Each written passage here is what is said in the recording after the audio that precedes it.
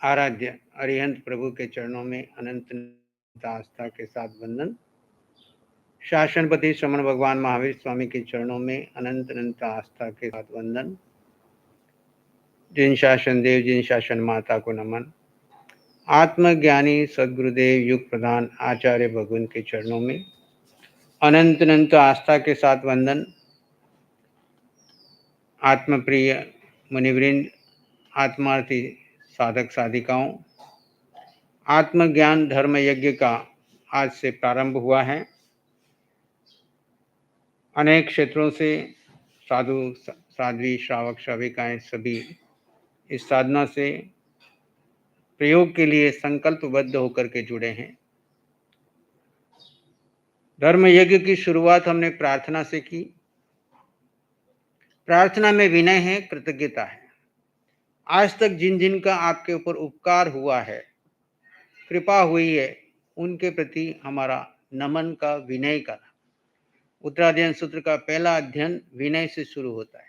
जो भी साधना के लिए आए हैं वो अपना सारा अहंकार, कर्ता भाव, अपनी बुद्धि में भरा हुआ सारा ज्ञान थोड़ी देर के लिए उसको शांत कर दें और ऐसी स्थिति में आ जाएं कि पूर्ण विनम्रता से मैं एक नए साधक की तरह अपनी आत्मज्ञान से, भेद विज्ञान से प्रारंभ करके केवल ज्ञान का लक्ष्य बना करके इस साधना में प्रवेश करना। प्रार्थना में विनम्रता है अरिहंतों के प्रति, सिद्धों के प्रति, जिनकी अपार कृपा से साधना आप तक पहुंची है। आचार्य उपाध्याय सदगुरुदेव के चरणों में नमन वंदन कि जिनकी आज तक मैं भक्ति कर रहा था, अब प्रयोग करने का मुझे अवसर है। जब 100% भेद विज्ञान में जीते हो तो केवल ज्ञान को पा लेते हो, और जब शुरुआत करते हो तो वहां से आपकी यात्रा शुरू होती है। अनादिकाल से हम यात्रा तो कर रहे हैं। ये जीव अनादिकाल से यात्रा कर रहा है। 4 गति 84 लाख जीव योनि में यात्रा कर रहा है। यात्रा करते करते हम सब कहां से कहां 4 गति 84 लाख जीवन में घूम रहे हैं और वर्तमान में इस भव में, इस शरीर में आए हैं। और इस जीवन का हमारा सबसे बड़ा ज्ञान क्या है कि ये शरीर को हम मैं मान लिए और शरीर को अपना मानकर सारी ऊर्जा शरीर को दे रहे हैं, सारा चिंतन शरीर का कर रहे हैं, सारी चिंताएं शरीर और शरीर से जुड़े संसार की हो रही है। इन सारी चिंताओं से मुक्त होने के लिए ये आत्म ध्यान शिविर है। ये शिविर का प्रयोजन अपने स्वरूप का परिचय करना। जो मिथ्या परिचय मान के रखा है उसको तो हमको क्या करना है, छोड़ना है। मिथ्या परिचय जो हमने पहचान जन्म से लेके आज तक बना ली कि मैं ये हूं, मैं ये हूं, मैं ये हूं, मुझे ये बनना है, ये बनना है, ये सब व्यक्तित्व का पार्ट है और व्यक्तित्व इस शरीर से जुड़ा हुआ है। और इसके अंदर जो बैठा हुआ है वो अस्तित्व है, जिसके स्वरूप का हमको भान नहीं होने से अनादिकाल से हमने व्यक्तित्व का ही ध्यान किया, व्यक्तित्व का ही चिंतन की, व्यक्तित्व की ही चिंता की और कार्बन शरीर पे कर्म बढ़ाते गए।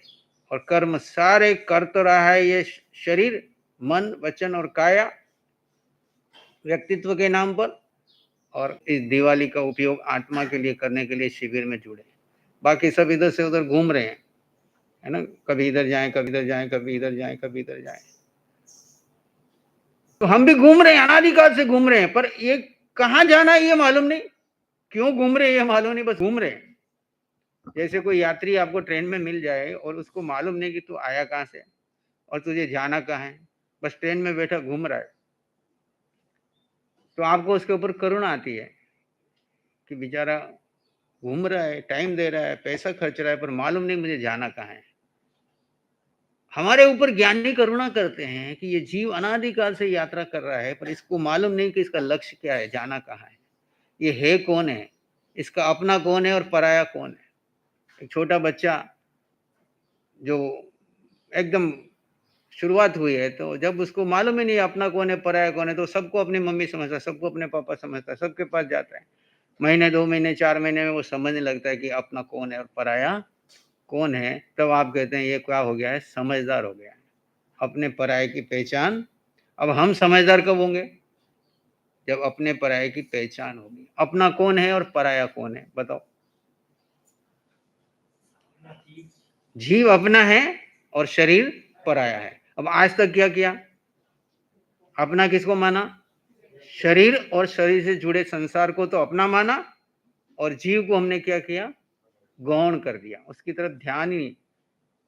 आज तक देखो, जितनी तुम्हारी उम्र है, माँ के गर्भ से लेकर अभी तक, तुम अपने आप को पढ़े लिखे, होशियार, डिग्रीधारी समझते हो, है ना? दुनिया को ज्ञान दे रहे हो, पर अपने जीव के बारे में कितना सोचा, कितना ध्यान किया, कितना चिंतन की, कितनी चिंता की, और शरीर के बारे में कितना चिंतन किया, कितनी चिंता की, शरीर से जुड़े लोगों की कितनी चिंता की। दोनों को तराजू में रखो तो परसेंटेज किसको ज्यादा मिलेंगे?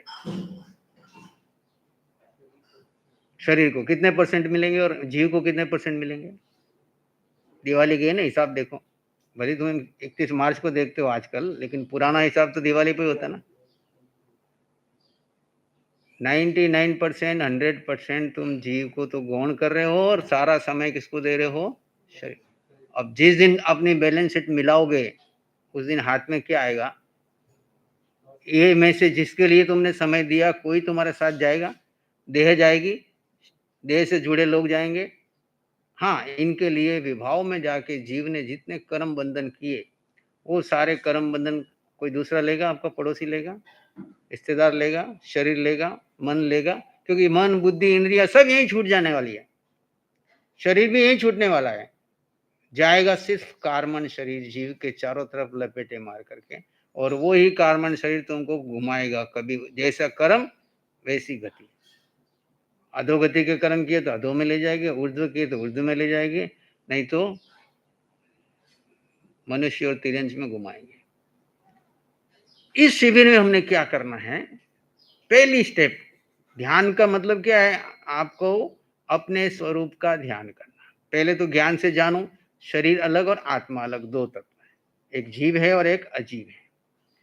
अजीव साधन है और जीव केंद्र है। यात्री जीव है और पड़ाव शरीर है, मन है, बुद्धि है, इंद्रियां हैं। इस साधन का उपयोग साध्य के लिए करना है। साधन खराब नहीं है, साधन का उपयोग करना नहीं आए तो ये साधन हमारे बंधन का कारण बन जाता है। साधन का उपयोग करो अपने साध्य के लिए, तो ये आपके लिए साधन सहायक है अपनी यात्रा में। जैसे आप यात्रा करने के लिए निकले और गाड़ी लेकर के चले हो साथ में, और गाड़ी आपको बराबर सही दिशा में लेकर के जाने में सहयोग दे रही है, तो आपकी यात्रा सुखपूर्वक होती है। लेकिन 50 किलोमीटर चले और गाड़ी में कोई खराबी हो गई, 100 किलोमीटर चले और गाड़ी को कुछ प्रॉब्लम हो गई, तो सारा उस गाड़ी को ही लेके चिंताएं, चिंतन रहती है। अपनी यात्रा तो का जो मजा है वो तो सारा किरकिरा।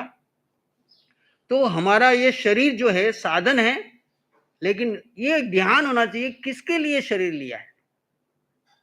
शरीर जीव के लिए लिया है, न कि शरीर इस संसार के लिए लिया है। अब जीव अपने स्वरूप को जाने, स्वरूप यानी अपना स्वभाव। पहले तो मैं हूं कौन? आत्मा हूं। तो आत्मा का स्वरूप क्या है? स्वरूप, पर रूप।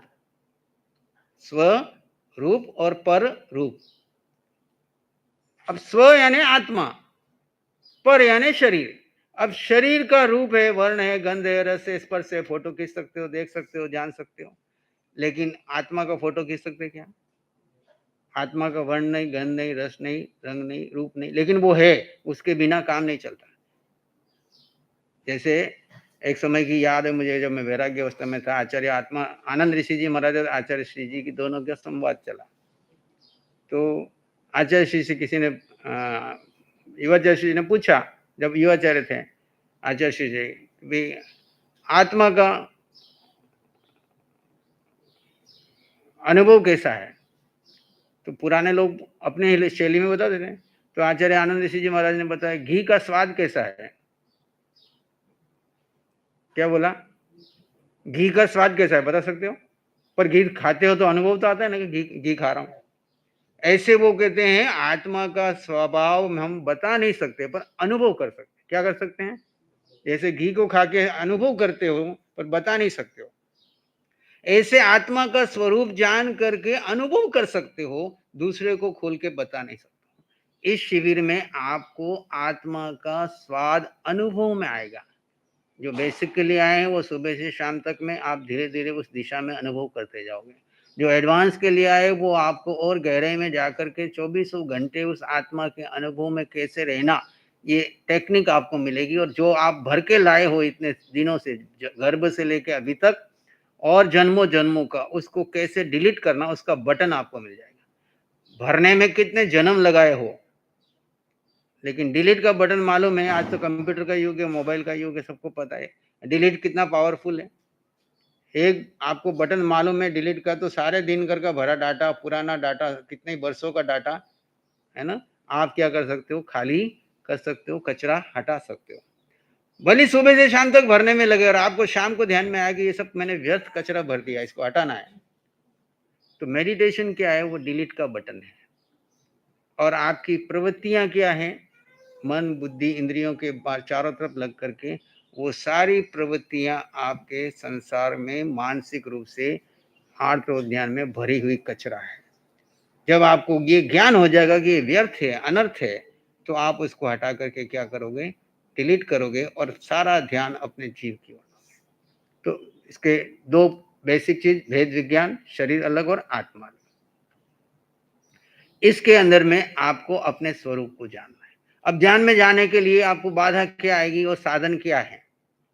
जैसे आप आंख बंद करके बैठेंगे, आप अपने आप को सजेशन देंगे, यहाँ से आपको हम सजेशन देंगे कि आप एक आसन में स्थिर बैठ जाओ। जितना स्थिर बैठ सकते हो, जरूरी नहीं कि पहले दिन में आप अभी से अभी एकदम 1 घंटा या 20 मिनट या 30 मिनट सीधे स्थिर बैठ जाओगे, लेकिन आपका लक्ष्य रहेगा कि जितना हो सके आसन स्थिर रखने का।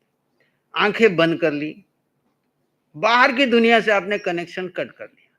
कान में आपको कोई मोबाइल नहीं, कुछ नहीं, सब आपके कनेक्शन कट हो गए। आपको आने से पहले ही सबके मोबाइल जमा हो गए होंगे। और अगर मान लीजिए कोई एक दिन के लिए आया और जमा नहीं किए किसी कारण, तो अभी जब तक शिविर पूरा नहीं हो मोबाइल का स्विच ऑफ करके रख देने का, ताकि उधर का संसार से आपको कोई वास्ता, ना कोई मैसेज पढ़ना, ना कोई सूचना, ना कोई दूसरी, ताकि आपका बाहर का कनेक्शन कट हो जाए। अब जब आंख बंद करके अंदर बैठोगे तो पांचों इंद्रियों के कनेक्शन कट। आंखें बंद है, कान से खाली, यहाँ से जिनवाणी सुनेंगे या ध्यान के लिए सूचना देंगे। मुंह में कुछ खा पी नहीं रहे अभी जब तक ध्यान कर रहे हैं। नाक से सुगंध दुर्गंध का कोई विषय नहीं है और शरीर से कोई स्पर्श वगैरह कोई विषय इतना नहीं है जो आपको साधना में बाधक बने। तो पांचों इंद्रियों के विषय को हमने क्या कर दिया, थोड़ी देर के लिए विराम दे दिया। अब ध्यान के अंदर मन रहेगा आपका, क्या रहेगा, जैसे आंखें बंद करोगे आपको मन दिखेगा। अभी नहीं दिख रहा है अभी, क्योंकि आंखें खुली है, बहिर्मुखी हैं, इधर की बातें, मेरी शब्दों पे ध्यान है, इधर उधर ध्यान है। और जैसे ही आंख बंद करके ध्यान में बैठोगे, शरीर अलग है, आत्मा अलग है, ठाणेनम बैठ गए, मौनेनम मौन होने लगोगे। शब्द से तो आप मौन कर लोगे, लेकिन मन का मौन नहीं होगा। और मन से अंदर से विचार निकल निकल करके आएंगे। तो आपने क्या करना है, घबराना नहीं है। आप देखने के लिए आए हैं कि इस मन के अंदर मैंने क्या क्या भरा है आज तक। वो आपको आपकी आत्मा दिखाएगी। ज्ञान के अंदर में, दर्शन के अंदर में आपको दिखाएगी कि देखो आपके अंदर में क्या क्या भरा पड़ा है। अज्ञान दशा में आपने कितना भर दिया। आप इसको महत्व नहीं देना, आए तो आने दो, जाए तो। जैसे ट्रैफिक पुलिस क्या करता है, सीटी कहां बजाता है, जो ट्रैफिक नियम तोड़ता है। बाकी हजारों गाड़ियां आ रही है जा रही है, उसको कोई वादा। मन में कितने विचार आए तो आने दो, जाए तो जाने दो। आप किसी विचार को महत्व नहीं देंगे, इंपॉर्टेंस नहीं देंगे। आए तो आने दो, जाए दो, जाने दो। और होकर के कोई नया विचार नहीं करेंगे, तो आपका ध्यान चल रहा है। आप बैठते ही ये मत सोचना कि मन पूरा खाली होकर शून्य हो जाएगा एकदम। जो दिखे आपने उसको ज्ञाता दृष्टा भाव से देखना। आए तो आने दो, जाए तो, उसके पीछे लगना नहीं। जैसे ही लगे कि मैं इसके पीछे जा रहा हूं, तो उसी समय आपने क्या करना है, आंखें बंद रहते हुए ही वहां पे अपने ध्यान को आते जाते श्वास पर लगा देना। किस पे लगा देना, श्वास आपका चौबीसों घंटे चल रहा है। श्वास आपका चौबीसों घंटे चल रहा है, एक समय भी श्वास रुकता नहीं है ना। तो आप श्वास पे गए मतलब आप प्रेजेंट में आ गए। किस में आ गए, वर्तमान में आ गए। अब वर्तमान में आ गए तो मन में क्या भरा हुआ, या तो कोई भूतकाल का विचार आता है या भविष्य का आता है। आए तो आने दो, जाए तो जाने दो। आप वर्तमान में आपने आते जाते श्वास को देख रहे हैं, श्वास का ध्यान नहीं कर रहे हैं। पर जीव वर्तमान में रहने के लिए एक आलंबन ले लिया श्वास का। क्या ले लिया? जैसे एक नए आदमी को तैरने के लिए क्या चाहिए? अब आपको बहुत बड़ा डीप कितना है मालूम नहीं है, लेकिन आपके सामने एक पुराना तैराक साथ में है और आपको तैरना सिखा रहा है, तो वो क्या करता है? एक ट्यूब दे देता है, भाई जब डूबने लगो तो इसका सहारा लेना, और विधि बता देता है। ऐसे आपको इस अध्यात्म के सागर में अंदर जाने हो, आप आंखें बंद करने वाले बाद हम आपके साथ में नहीं है, हम खाली सूचना देंगे। अब जैसे ही मन भटका तो आप क्या करना? मन पास्ट में गया कि मन फ्यूचर में गया कि किसी प्लानिंग में चला गया, नए थॉट करने लगा, तो आपने वहां पे क्या करना? प्रेजेंट में मन को सजेशन देना, भाई अभी आते जाते श्वास को देखो। जैसे श्वास पे आओगे यानी आप प्रेजेंट में आ गए। पास्ट का विचार आएगा, साइड से निकल जाएगा, फ्यूचर का आएगा, साइड से निकल जाएगा। आप उसको इग्नोर कर रहे हो, महत्व ही नहीं दे रहे हो, तो जब वो थॉट टिकेगा ही नहीं। और जब थॉट के पीछे नहीं गए मतलब आपका मेडिटेशन चल रहा है। थोड़ी बड़ी बात देखोगे कितने ही थॉट आए और गए, पर आपको कोई प्रभावित नहीं किया, मतलब उतना विभाग क्या हो गया? खाली हो गया। जो इधर कंप्यूटर में बहुत भर जाता है, भर जाता ना ऑफिसर साहब, सुबह शाम रात दिन जो कुछ सुनते हो पढ़ते हो, दिमाग चलता ही रहता है। दिमाग तो दिमाग को विश्राम कब मिलेगा? जब हम आत्मा में स्थिर में होते हैं तो मन और बुद्धि और पांचों इंद्रियां विश्राम में जाती हैं। इनको हम इग्नोर करते हैं कि थोड़ी देर के लिए अब शांत रहो, मैं अब जीव में जा रहा हूं। और जीव के पास क्या है? बोलो, जीव के पास क्या है? जीव के पास आनंद है, शांति है, सुख है, समृद्धि है, संपन्नता है, परिपूर्णता है। जब आप ध्यान करोगे तो अभी वर्तमान में ही, जब ध्यान करते समय भी ध्यान से उठोगे तो आपको भीतर से सुख का अनुभव होगा, शांति का अनुभव होगा, आनंद का अनुभव होगा, बिना किसी कारण से। इधर दुनिया में आप 24 घंटे इतना कुछ इकट्ठा करके भी आपको ना आनंद मिल रही है, ना शांति मिल रहा है, बल्कि और स्ट्रेस, टेंशन, चिंताएं बढ़ती ही जा रही है। बोलो, जब से जन्मे तब से होश संभाला, आपका टेंशन बढ़ रहा है कि घट रहा है? बढ़ रहा है ना? अब ऐसा ही करते जाएंगे तो जैसे जैसे उम्र बढ़ती है तो और बढ़ता ही जाएगा, ये घटने का तो प्रश्न ही नहीं। लेकिन अगर ये कला आप सीख लो तो 24 घंटे आप आनंद में रहोगे, और रहते हुए भी कुछ इधर उधर की व्यर्थ का कचरा आ गया और आपको मालूम पड़ा कि इसकी मुझे जरूरत नहीं है, अननेसेसरी मैंने इन घटनाओं को इंपॉर्टेंस दे दिया और ये अंदर जमा हो गई है, तो जैसे मेडिटेशन की गहराई में जाओगे वो सारी डिलीट हो जाएगी, क्योंकि निकल के आएगी। आपके ध्यान में आत्मा देख रही है पर उसको महत्व नहीं देती है, तो देखने मात्र से वो क्या होगी? खाली होगी, देखते मात्र। जैसे मालिक की नजर किसी मैनेजर के ऊपर पड़ती रहे, मालिक बोलता कुछ नहीं, करता नहीं, पर नजर है, तो मैनेजर कैसे हो जाता है? सजग हो जाता है कि नहीं, मालिक की नजर है, कोई काम ऐसा ना हो जाए कि जिससे मालिक का नुकसान हो। तो मालिक कौन है हमारा? आत्मा मालिक है कि मन मालिक है? अभी बना हुआ कौन मालिक? मन बना हुआ। क्योंकि आत्मा सोई हुई, आत्मा को पता नहीं है मन क्या कर रहा है क्या नहीं कर रहा, जो मन चाहे वो करता जा रहा है बचपन से लेके आज तक। अब जैसे ही यहाँ पे जड़ और जीव का भेद करके आप आत्मा में स्थित होंगे तो आत्मा की नजर मन पे भी रहेगी, बुद्धि पे भी रहेगी, पांचों इंद्रियों पे भी, विषयों पे भी रहेगी। पांचों इंद्रियों को हमने गौण कर दिया, मन और बुद्धि निकाल के लाएगी, हम इसको भी इग्नोर करेंगे और वर्तमान में आते जाते श्वास पर रहेंगे। तो देखोगे धीरे धीरे 10-15 मिनट में ही आप बिल्कुल रिलैक्स खाली हो जाओगे, और जैसे ही खाली हो गए तो अंदर से सुख निकलेगा। सुख आत्मा में है, और कितना है? आत्मा में अनंत सुख है। उस अनंत सुख का अनुभव हम सबको करना है, पर वो दबा हुआ है किसके कारण? मन के विचारों के कारण, बुद्धि के संस्कारों के कारण, और इंद्रियों के विषयों में हम इतने आसक्त हैं कि हमको ऐसा लगता है कि ये विषय हमको सुख देंगे। दृश्य देखेंगे तो सुख मिलेंगे, कुछ सुनेंगे तो सुख मिलेगा, कुछ खाएंगे तो सुख मिलेगा, कुछ स्पर्श करेंगे तो सुख मिलेगा, कुछ सुगंधित वातावरण। पांचों इंद्रियों के विषयों को हम सुख का साधन मान करके उसी में है, और रियल सुख तक पहुंच ही नहीं पा रहे। जब इनको इग्नोर करेंगे तो रियल सुख अनुभव में आएगा। जब व्यक्ति के पुण्य शिखर पे चलते होते हैं वो सुख की बात करता क्या? लेकिन जब पाप का उदय आता है, चारों तरफ से प्रतिकूलता होती है, शरीर में भी प्रतिकूलता, मन में भी प्रतिकूलता, वातावरण में भी प्रतिकूलता, आर्थिक रूप से भी प्रतिकूलता, उस समय में उसको रियल सुख का अनुभव आता है। क्योंकि प्रतिकूलता के वातावरण में अनुकूल पुण्य का तो है नहीं, पाप का प्रतिकूल है, ऐसे समय में वो उससे आगे वाली स्टेज ले लेता है, तो वो उस प्रतिकूलता में जब अनंत सुख का अनुभव कर लेता है, तो वो फिर वो हमेशा उस दिशा में पुरुषार्थ करता है, फिर इस अनुकूलता की चाह नहीं रखता है। अनुकूलता और प्रतिकूलता दोनों ही कर्माधीन है, आती और जाती है, लेकिन इन दोनों के पीछे जो सुख है वो परमानेंट था, है और रहेगा। उसी सुख को अपन इस ध्यान शिविर में तो पहला आलम्बन आपको दिया श्वास। आपके मन में प्रश्न होगा, श्वास का आलम्बन क्यों लिया, नवकार मंत्र क्यों नहीं लेते, लोगस का पाठ क्यों नहीं लेते, कोई और मंत्र लेते, इतने मंत्र जैन धर्म में बता रखे हैं, अन्य धर्मों में बता रखे हैं, मंत्र का आलम्बन क्यों नहीं लेते हैं? क्योंकि जब मंत्र का आलम्बन लेते हैं तो मंत्र भी एक प्रकार का एक विचार है। क्या है? एक विचार है, एक शुभ आलम्बन है। वो मन से बाहर तो निकाल देगा, लेकिन मन के पार नहीं लेके जाएगा। जब हम श्वास को देखते हैं तो ये मन की शुद्धि करता है। क्या करता है?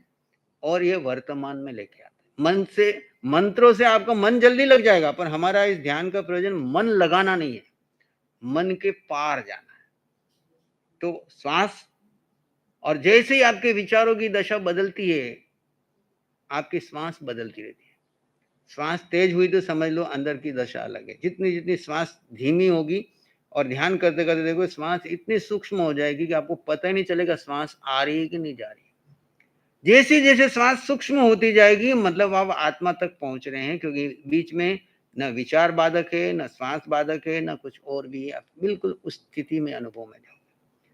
तो श्वास का आलम्बन इसीलिए लेते हैं कि हम वर्तमान में आए, और श्वास कॉमन है प्रत्येक जगह, हिंदू हो, मुस्लिम हो, जैन हो, सिख हो, दिगंबर हो, श्वेतांबर हो, कोई भी दुनिया का कोई भी जीव, सबकी श्वास एक जैसी है, अलग अलग है। कोई धर्म को माने, श्वास को अगर वो जान लेता है तो हर एक के पास श्वास है। धर्म संप्रदाय के जितने भेद है वो सारे क्या हो जाते हैं? दूर हो जाते हैं, और आप आत्मा में स्थित रहने की कला सीख जाते हैं। दूसरा आलम्बन, इससे तीव्र गति का आलम्बन, वो है सोहम। पूरे 32 आगमों का अगर कोई सार पूछे संक्षेप में, तो वो क्या है? सोहम। नवकार मंत्र में हम पूजा कर रहे हैं, वंदना कर रहे हैं, अरियन सिद्ध आचार्य उपाध्याय साधु को नमस्कार कर रहे हैं, लेकिन सोहम में हम क्या करते हैं? स्वरूप में रहते हैं। जब हम भेद ज्ञान जानते हैं, शरीर अलग है और आत्मा अलग है, तो मैं आत्मा हूं, तो क्या पास में रहने वाली आत्माएं कैसी है?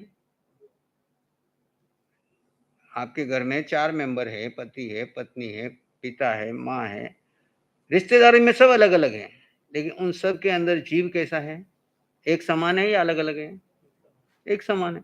तो आत्म दृष्टि से सो यानी वो, हम यानी मैं समान है। अब यहाँ पे जितने लोग बैठे हैं, हम सब एक समान है। चाहे आप अंबाला में बैठ के ध्यान कर रहे हैं, कि जम्मू में बैठ के ध्यान कर रहे हैं, कि नासिक में कर रहे हैं, कि कुप में कर रहे हैं, या यहाँ पे कर रहे हैं, सभी के अंदर जो जीव बैठा है वो कैसा है? एक समान है। तो मैं आत्मा हूं तो मैं सुपीरियर नहीं हूं, सब जीव एक समान है। जब अपने को ऊंचा और दूसरे को नीचा नहीं देखते हैं, छोटा बड़ा नहीं मानते हैं, तो भेद दृष्टि समाप्त हो जाती। अभेद दृष्टि से हम समान है। ऊंच नीच, अच्छा बुरा, अहंकार, कर्ता भाव, भोक्ता भाव सब टूट जाता है। जब सबको एक समान देखोगे तो किसी से राग कर पाओगे? किसी से द्वेष कर पाओगे? और संसार का कारण कौन सा है? या तो राग या द्वेष। किसी को अपना माना, किसी को पराया माना, वहां राग द्वेष हो गया। अब ये अभेद दृष्टि क्या करेगी? सोहम से सब जीव मेरे समान है, चाहे वो वेश में साधु है, वेश में साध्वी है, श्रावक है, श्राविका है, माता है, पिता है, पर जीव की दृष्टि से हम सब एक समान है। जैसे अहंकार आने लगे, कर्ता भाव आने, वहां पे अभेद दृष्टि लेके, और मैं हूं कौन? आपको अपना मालूम पड़ गया, मैं जीव हूं, तो अब सामने वाला कौन है? अंदर ही अंदर में शोध करो, सामने वाला जिसके साथ मैं फाइल निपटा रहा हूं वो कौन है? वो भी जीव है। दोनों आमने सामने क्यों टकरा रहे हैं? कोई कर्म आया है। अब टकरा के खटाना खत्म करना है कि शांति से खत्म करना है? कर्म तो समापन करना ही पड़ेगा, चाहे हस्बैंड वाइफ का है, चाहे गुरु शिष्य का है, चाहे माता पिता का है, चाहे क्लाइंट और ऑफिसर का है, चाहे ग्राहक और व्यापारी का है। कर्म के कारण दोनों आमने सामने आए। अब उसको शांति से निपटा दोगे तो फाइल क्लियर हो गई, और वहां पे ऊपर नीचे होके परेशान हो रहे हो, टेंशन में आ रहे हो, दूसरे वाले को टेंशन दे रहे हो और परेशान हो रहे हो, तो क्या कर रहे हो? नए कर्मों की फाइल बना रहे हो, और दुखी होंगे और संसार बढ़ता चला जाए। तो ये भेद विज्ञान सीखने के बाद सोहम में अभेद दृष्टि से हम सब जीव समान है, तो राग और द्वेष संसार का मूल कारण हमने क्या कर दिया, छोड़ दिया। फिर अभेद दृष्टि से सब समान, अब भेद करो। भेद क्या करोगे कि ये शरीर सामने आपको बैठा हुआ शिरीष मुनि एक दिख रहा है, पर एक है या दो है? दिखने में आए तब आप एक देख रहे हो। अब अपनी दृष्टि जो आपको मिली है उस दृष्टि से देखो, दो है। दो कौन? एक जीव और एक शरीर। अब शरीर और जीव दो का भेद कर लो। अब भेद की जगह भेद करो, अभेद की जगह अभेद करो। जब काम करना है तो भेद विज्ञान से करो कि शरीर शरीर से बात कर रहा है, शरीर शरीर का काम कर रहा है और जीव दृष्टा है। जब सबको समान देखना है तो अभेद दृष्टि से देखो, सब जीव एक समान है, कोई छोटा नहीं, कोई बड़ा नहीं, कोई अपना नहीं, कोई पराया नहीं। कर्म की फाइल भी नहीं पड़ गई, व्यवहार भी शांति से बीत गया और आप 24 घंटे आनंद में रहोगे। सब में आत्मा देख रहे हो, अपने में भी देख रहे हो, सामने वाले में भी देख रहे हो। जब ध्यान में जाते हो तो अपने आप को और गहराई से पूर्ण रूप से निर्विचार रह करके लंबी देर तक शांति में रहते हो। तो जब बाहर निकलते हो काम करते समय उसका प्रभाव आपको घंटे 2 घंटे रहेगा, 4 घंटे रहेगा। फिर आपको लगेगा कि मैं चूक रहा हूं, कहीं तो भी मेरी एनर्जी जा रही है, वेस्ट जा रही है, मैं डिस्चार्ज हो गया हूं। तो हर ऑफिस में 4 घंटे के बाद आपको क्या मिलता है? ब्रेक मिलता है ना। उस ब्रेक के समय में 5 मिनट बैठ के देखो 4 घंटे में क्या हुआ, क्या देखा, कहाँ मैं फिसला, कहाँ मैं डिस्टर्ब हुआ, कहाँ मैं चूक गया। अपना प्रतिगमन करो। फिर 5 मिनट शांत बैठ के अपने आप को चार्ज करो, 10 मिनट 20 मिनट जितना आपको मिल जाता है जिस समय। और फिर वापस अगले 4 घंटे के लिए क्या हो जाओ, पूरे उत्साह और जोश के साथ। रात को सोने से पहले प्रतिक्रमण क्यों बताया? पुनः शाम को वापस अपना अवलोकन करो, पूरा दिवस भर में क्या हुआ, जस्ट अवलोकन करो।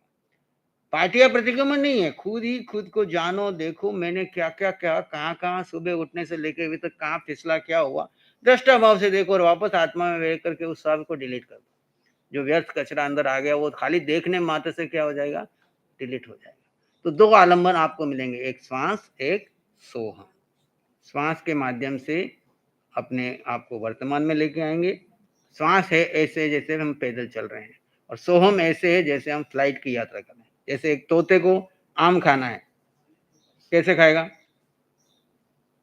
अभी यहाँ पे इस पेड़ पे बैठा या जमीन पे बैठा हुआ तोता, और उसको पेड़ पे जाके आम खाना है, तो सीधी फ्लाइंग करेगा और जाके आम, पका हुआ आम के पास जाके बैठेगा और आम खा लेगा। एक चींटी को आम खाना है, वो धीरे धीरे पैदल चलती चलती जाएगी, रास्ते में जाएगी, तने पे जाएगी, फिर मूल से ऊपर चढ़ती चढ़ती डाली तक पहुंचेगी, और इस बीच में एक्सीडेंट हो गया तो वापस गई, गिर गई या चली गई। या श्वास हम शुरू करते हैं पैदल चलने के समान और सोहम करते हैं फ्लाइट के समान। शुरुआत श्वास से ही शुरू होगी, क्योंकि तीव्र गति से इतने विचारों का पुंज भरा हुआ है, वो थोड़ा खाली हो जाएगा। उसके बाद हम सोहम का आलम्बन लेकर के मन से पार, जैसे इसके लिए मैं हमेशा उदाहरण देता हूँ, जैसे एक तेज पानी की नदी बह के जा रही है, फुल बहाव है, बरसात के अंदर भरा हुआ है, और आपको कहे कि आप कितने बड़े तैराक हो, आपको कहे कि इस नदी को क्रॉस करके जाओ, आप हिम्मत करोगे? तैर के पार करो। लेकिन उसके ऊपर एक ब्रिज बना दिया जाए तो छोटी बालिका भी आराम से चलती हुई चली जाएगी। ये सोहम क्या है? वो ब्रिज है, हमारे तीर्थंकरों ने, ऋषियों ने बना के दिया कि तुम इस मन के चक्र में फंस करके घबराओ मत। पहले इसको थोड़ा शांत करके शुद्ध करो श्वासों पे आकर के, फिर उसके बाद सोहम का आलम्बन लेकर के उस इस पार से उस पार चले जाओ, यानी शरीर मन बुद्धि इंद्रियों से पार आत्मा में चले जाओ और वहां पर शांत रहो, अपने स्वभाव में रह करके। जगत पूरा दिखेगा आपको, केवल ज्ञान में तीनों लोग दिख सकते हैं। हमारा तीनों लोग कौन है? ये 3.5 हाथ की काया। इसके अंदर जो हो रहा है सब दिखेगा। जो कर्म निकल के आएगा इस शरीर पे आएगा, जो विचार निकल के आएगा इस शरीर पे आएगा, मन पे आएगा। आप उसको महत्व न दे करके अपने स्वभाव में रहोगे तो थोड़ी ही देर में वो सारे कर्म भी क्षय हो जाएंगे और आप 24 घंटे